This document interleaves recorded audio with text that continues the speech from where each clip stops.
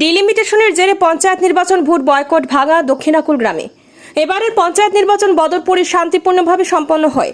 অতীতের তুলনায় এবারের পঞ্চায়েত নির্বাচন শান্তিপূর্ণভাবে সম্পূর্ণ বদরপুরে।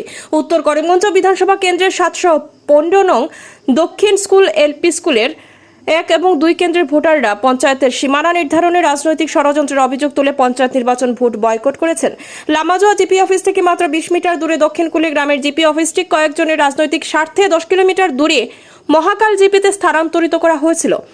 দক্ষিণকুল গ্রামের বাসিন্দারা আইনি পদক্ষেপ নেওয়ার পরেও পঞ্চায়েত নির্বাচন বয়কট করতে বাধ্য হন।